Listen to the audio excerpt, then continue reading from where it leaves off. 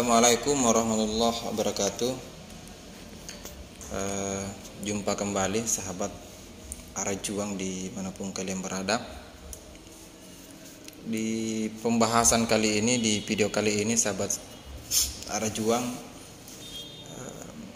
saya melihat beberapa teman-teman konten kreator lain, teman-teman di YouTube mengangkat soal pembahasan ini, dan sebenarnya ini adalah berita duka, berita yang memilukan, tepatnya peristiwa di Banyuwangi ya. Kalau teman-teman YouTube yang lain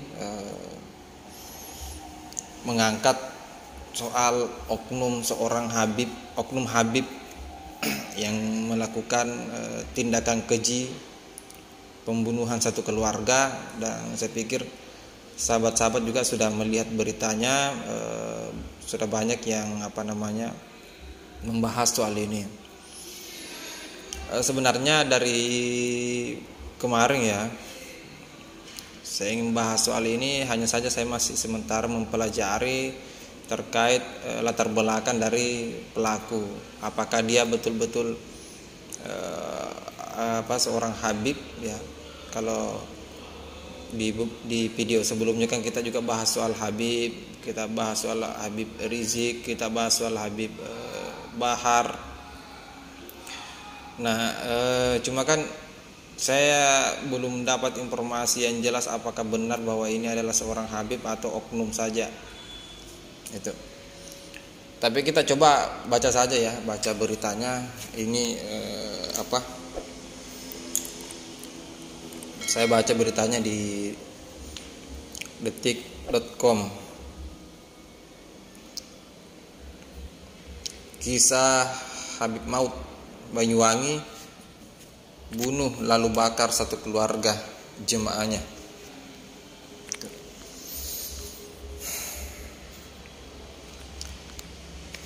Kericuhan di ruang sidang Pengadilan Negeri Banyuwangi pecah usai pembacaan vonis hukuman mati terhadap M. Ali Hinduan alias Habib. Saya nggak tahu ini kata Habib ini panggilan sehari-harinya atau memang dia seorang Habib ya, atau Habaib ya. Masa yang hadir dalam sidang lalu mencoba mengejar Habib yang mengajukan banding atas vonisnya. Nah, petugas dengan sigap segera melindungi dan mengamankan Habib. Habib merupakan terpidana pembunuhan keji terhadap Rosan yang berumur 45 tahun dan istrinya Siti Jamila berumur 37 tahun serta anak sematawayangnya Dery Pradana 15 tahun. Jadi 3 orang korbannya. Suami istri beserta anak sematawayangnya juga ikut dibunuh. Jenazah ketiganya kemudian dimasukkan ke dalam mobil dan dibakar di hutan Keluncing, Jalan Raya Segobang, Kecamatan Licin, Banyuwangi. Jadi setelah dibunuh ternyata dilanjutkan dengan dibakar. Pria kelahiran 1967 itu bukan satu-satunya pelaku pembunuhan keluarga Rosan. Ada 3 pelaku lain, yakni berarti pembunuhan berencana ya, karena ada beberapa orang yang terlibat, yakni Haidori Setiawan, Siwan, dan Andi Asis. Namun Habib mendapat hukuman paling berat karena merupakan otak pembunuhan. Habib dikenal masyarakat sebagai pemuka agama. Miris ya.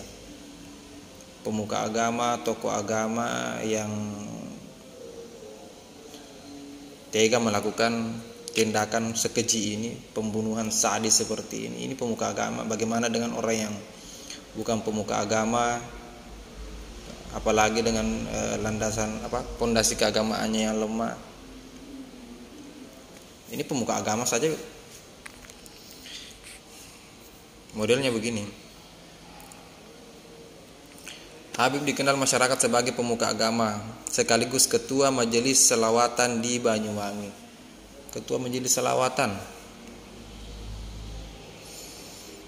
Haidori Setiawan, Siwan dan Andi Asis adalah jemaahnya. Pikir seorang pemuka agama, dia ketua majelis selawatan, punya jamaah dan jamaahnya siap mengikuti perintah dari Habib ini. Itu berarti kan ya entahlah motifnya apa, apakah dijanjikan sejumlah uang atau apa, atau mungkin dijanjikan surga dan lain sebagainya, kita tidak tahu lah ini. Yang jelas ketiga orang yang terlibat ini adalah jamaahnya dia.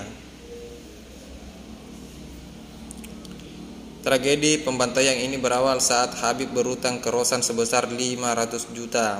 Utang itu rupanya tak mampu dilunasi Habib, sementara Rosan terus menagihnya. Habib pun lalu merencanakan pembunuhan jamaahnya itu. Oh, berarti Rosan dan istri Rosan ini yang menjadi korban adalah jamaahnya juga. Hanya karena persoalan pinjaman itu yang tidak mampu dilunasi, kemudian tega melakukan tindakan seperti ini. Ini masih panjang ya, beritanya masih panjang ini, kalau saya baca agak memakan waktu yang panjang. Nah ini kayaknya penting untuk saya baca ini.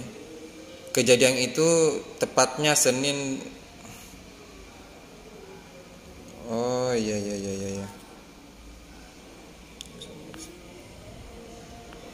Oh enggak salah. Oh ya. Pelaku membunuh korbannya dalam keadaan beribadah. Ini di dalam berita ini, nanti sahabat-sahabat juga bisa baca. Sedangkan Rosan dan Jamila melanjutkan salat sunnah 2 rakaat. Dari sini Habib kemudian memberi kode kepada Haidori dan Siwan agar segera membunuh Rosan dan istrinya. Dibunuh dalam keadaan sholat. Kejam sekali ya.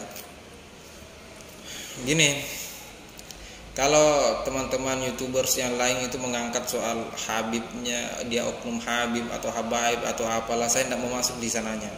Karena saya tidak punya data bukti bahwa dia benar-benar keturunan benar-benar Habaib. Saya khawatirnya jangan sampai hanya penyebutan istilah namanya saja Habib, kebetulan dia dipanggil Habib misalnya. Saya mau masuk pada profesinya dia, dan kemudian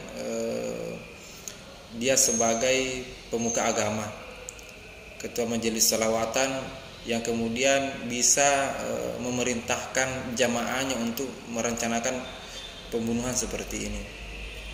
Ini kan bahaya sekali kalau orang-orang seperti ini sekelas pemuka agama yang rajin ibadah, sholawatan, tapi bisa menggunakan kekerasan bahkan sampai menghilangkan nyawa seseorang. Itu berarti dia bergurunya di mana? Dia membaca Al-Quran seperti apa? Dia membaca hadis seperti apa? Dia sholawatan seperti apa? Kalau mungkin mengintimidasi atau mungkin mengancam atau apalah, mungkin biasalah. Ini bukan mengancam, ini bukan mengintimidasi, ini membunuh. Dan kejinya dia membunuh satu keluarga, tidak ada yang disisakan, mulai dari si Rosan sendiri sampai istrinya Rosan, sampai anaknya yang baru, anak sematawayanya yang baru berumur 15 tahun ikut dibunuh juga. Ini keji sekali. Dan tidak sampai di situ, sampai dimasukkan ke dalam mobil dan dibakar di dalam mobil itu. Silakan ya sahabat-sahabat, ini kejadian yang memilukan. Saya pikir semua kejadian seperti ini tidak terulang lagi. Tapi saya tidak mau masuk pada poin dia adalah Habib atau bukannya. Saya tidak mau masuk di wilayah itu. Saya tidak punya datanya. Saya hanya ingin mengatakan bahwa dia adalah seorang pemuka agama dan dikenal sebagai orang yang taat beribadah, seorang pimpinan majelis sholawatan, dan berani melakukan tindakan seperti itu. Mungkin itu dulu ya sahabat-sahabat arah juang. Kita ketemu di video selanjutnya. Saya juga ingin mengajak sahabat Arah Juang, jika ada yang memiliki saran saya harus membahas persoalan apa, isu apa, kalian lebih senang isu apa, silakan tinggalkan di kolom komentar. Siapa tahu saya bisa mengkaji dan membahasnya. Ya, modelnya kita diskusi saja, dalam diskusi biasa. Kita tidak sedang berada pada dimanfaatkan di urusan politik. Kita tidak kerjasama dengan siapapun calon pemimpin nantinya. Kita tidak kerjasama di sana. Kita fokus bagaimana caranya mengedukasi persoalan-persoalan yang sifatnya radikalisme lah, apalah dan sebagainya, seperti itu. Mungkin itu ya sahabat Arah Juang. Kita ketemu di video selanjutnya.